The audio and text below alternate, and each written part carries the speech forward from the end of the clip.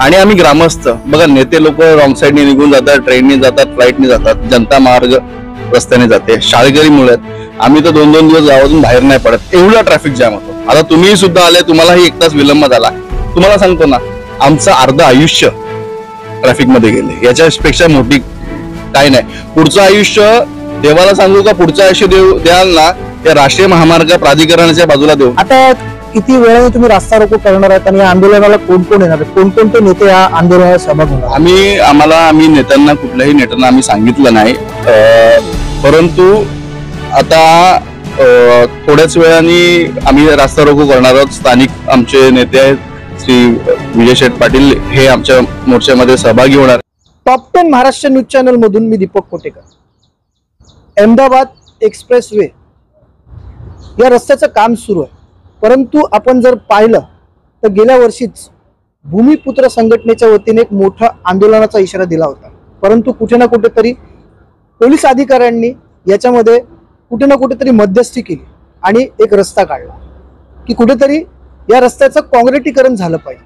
परंतु काँक्रिटीकरण सुरू असताना अनेक लोकांचे त्या ठिकाणी बळी गेलेले आहेत. ज्या व्यक्तीला हा कॉन्ट्रॅक्ट दिलेला आहे त्या व्यक्तीने तर भरमसाठ पैसा कमवलेला आपल्याला दिसतोय. या उलट आपण जर पाहिला तर काम सुरू असताना अनेक लोकांचे बळी गेलेले आहेत. याला जबाबदार कोण? या विरोधात आता भूमिपुत्र संघटना रस्त्यावरती उतरलेली आहे आणि आज भूमिपुत्र संघटनेच्या वतीने रस्ता रोको आंदोलन करणार. आपल्या सोबत यावेळेला सुशांत पाटील जाणून घेऊया. सुशांतजी, आपण जर पाहिलं तर एकंदरीत खूप बिकट अवस्था आहे. गेल्या वर्षी तुम्ही एक आंदोलनाचा इशारा दिला होता, परंतु कुठे ना कुठेतरी प्रशासनाला जाग आली होती. या ठिकाणचे जे वरिष्ठ पोलीस निरीक्षक आहेत त्यांनी मध्यस्थी करून एक मार्ग काढला होता.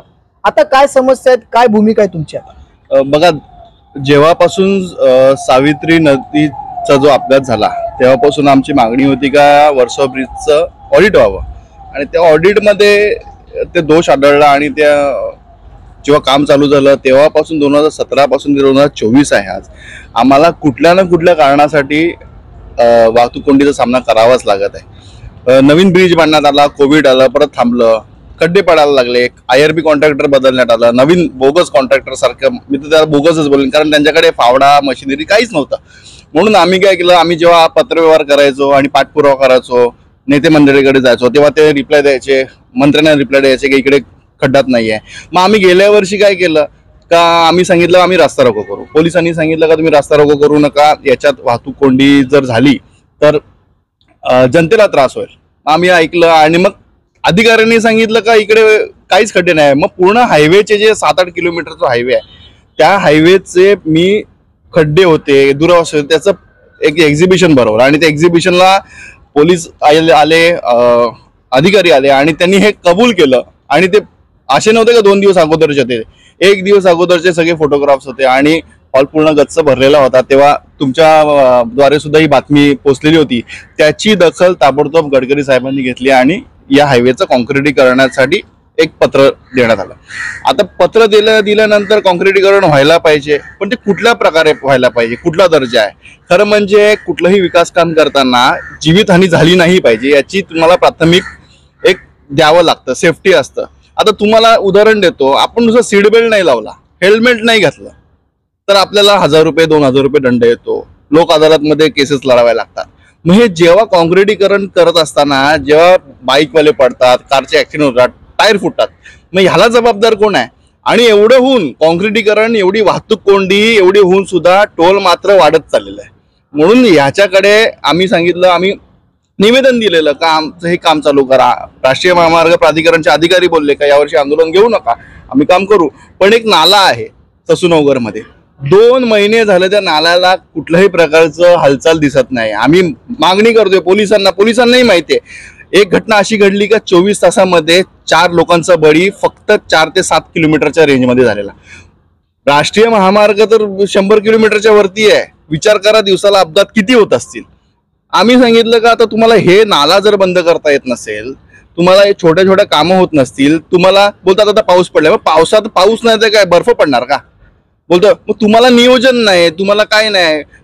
ह्यांचं तक्रारी केल्यानंतर वरिष्ठांना, मंत्री महोदयांना काहीतरी वेगळा खोटं बसवायचं आणि यांची ही पैशांची लूट हा सगळा करप्शनच्या मार्गावर आहे. या अधिकारी हे कॉन्ट्रॅक्टर हे मिळी बघत आहे. मी कालच एका वृत्तपत्रात बातमी बघितली का एक सामान्य माणूस त्या कॉन्ट्रॅक्टरच्या माणसाला उतरला आणि विचारायला गेला तर त्याला मारलं.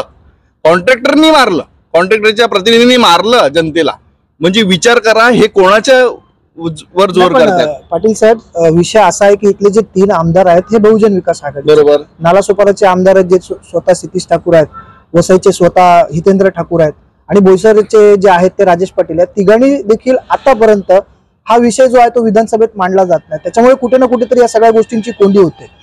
विधानसभेत आता निकोले साहेबांनी याच्याबद्दल लक्षवेधी लावलेली होती. तलासरीचे आमदार 2 दिवस अगोदर बोईसरचे आमदार राजेश पाटलांनी विधानसभेत विषय घेतलेला होता, पण तो एक चर्चेचा विषय होता.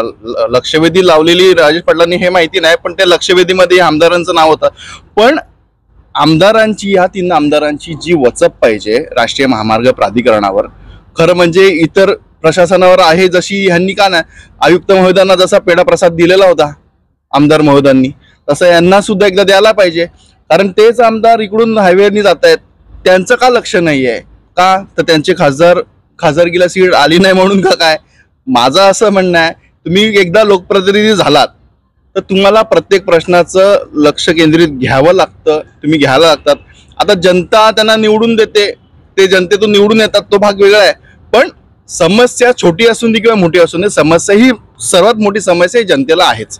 आता किती वेळाने तुम्ही रास्ता रोको करणार आहेत आणि या आंदोलनाला कोण कोण येणार आहेत? कोणकोणते नेते या आंदोलनाला सहभाग होणार? आम्ही नेत्यांना, कुठल्याही नेत्यांना आम्ही सांगितलं नाही, परंतु आता थोड्याच वेळाने आम्ही रास्ता रोको करणार आहोत. स्थानिक आमचे नेते आहेत श्री विजय शेठ पाटील, हे आमच्या मोर्चामध्ये सहभागी होणार आहेत. आणि आम्ही ग्रामस्थ, बघा नेते लोक रॉंग साईडने निघून जातात, ट्रेननी जातात, फ्लाईटनी जातात, जनता मार्ग रस्त्याने जाते, शाळकरी मुलं आहेत. आम्ही तर 2-2 दिवस गावातून बाहेर नाही पडत, एवढा ट्रॅफिक जाम होतो. आता तुम्ही सुद्धा आले, तुम्हालाही 1 तास विलंब झाला. तुम्हाला सांगतो ना, आमचं अर्ध आयुष्य ट्रॅफिकमध्ये गेले, याच्यापेक्षा मोठी काय नाही. पुढचं आयुष्य देवाला सांगू का, पुढचं आयुष्य द्याल ना, त्या राष्ट्रीय महामार्ग प्राधिकरणाच्या बाजूला देऊ नका, कुठेतरी जंगलामध्ये द्या, जिकडे आम्ही सुखाने झोपू आणि खाऊ पिऊ. आपण एकंदरीत जर पाहिलं तर दुर्भाग्य आहे की या खात्याचे जे मंत्री आहेत ते स्वतः नितीन गडकरी आहेत, त्यांना विकास पुरुष म्हणून म्हटलं जातं. खरंच जे खालचे जे अधिकारी आहेत किंवा जे नेते मंडळी आहेत ते नितीन गडकरींपर्यंत हा प्रश्न नेतात की नाही नेतात, हा एक प्रश्नचिन्ह आहे. परंतु कुठे ना कुठेतरी जे 3 आमदार आहेत त्यांनी तरी हा प्रश्न विधानसभेत मांडून मार्गी लावला पाहिजे होता. परंतु दुर्दैव आहे, आता या काळामध्ये अनेक बळी गेलेले आहेत आणि या विरोधात आता भूमिपुत्र संघटनेने आवाज उचललेला आहे. परंतु कुठे ना कुठेतरी त्यांनी जी भावना व्यक्त केलेली आहे की आमचा जर पुनर्जन्म झाला तर आम्हाला हायवेच्या आजूबाजूला आमचा जन्म होऊ नये, त्यापेक्षा आमचा जन्म जर जंगलात झाला तर या आधुनिकतेच्या काळात जर तरुण असा विचार करत असतील तर कुठे ना कुठेतरी नितीन गडकरी साहेबांनी स्वतः याच्याकडे लक्ष देणं काळाची गरज आहे. Top 10 Maharashtra news, Vasai Virar.